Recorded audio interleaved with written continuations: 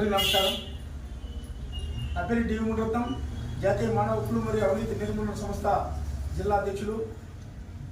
మిత్రులారా, కేరళ రాష్ట్రంలో వయనాడ్ ప్రాంతంలో కొండ చర్యలు పడి అనేక మంది చనిపోయినారు.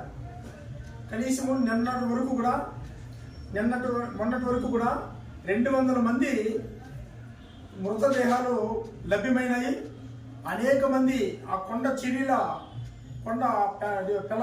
కొండ చర్యలు పడి వాటి కింద ఉడిపినారు.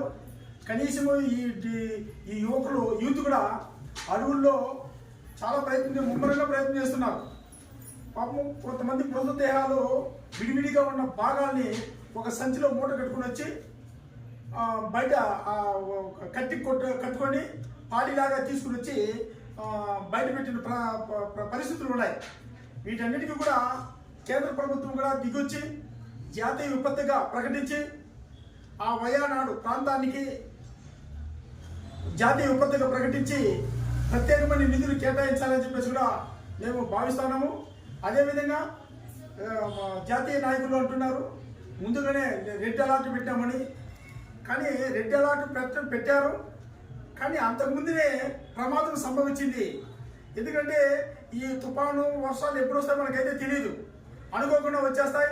భారీగా ఎక్కడ పడితే అక్కడ భారీగా వర్షం కురిసిపోతుంది. కాబట్టి ఆ కొండ చర్యల కింద నివాసాలు ఉన్న ప్రజలు అక్కడికక్కడే కూలిపోయినారు, నిద్రపోతున్నారు. నైట్లో ఎవరు చూసే పరిస్థితి లేదు. నైట్లో వాన వస్తుందని మనం కూడా అనుకోలేము. దానివలన ఆ మృతదేహాలు బాధితులు ఎవరైతే ఉన్నారో ప్రత్యేకమైన శిబిరాలు ఏర్పాటు చేయాలి. కేంద్ర ప్రభుత్వము దిగి రావాలి, ప్రత్యేకమైన దృష్టి సారించాలి, వాళ్ళు ప్రత్యేక ప్యాకేజీ ప్రకటించాలి, ఆ బాధితులను ఆదుకోవాలని చెప్పేసి కూడా మేము జాతీయ మానవ హక్కులు మరియు అవినీతి నిర్మూలన సంస్థ ద్వారా కేంద్ర ప్రభుత్వాన్ని మేము కోరుతున్నాం. మిత్రులారా,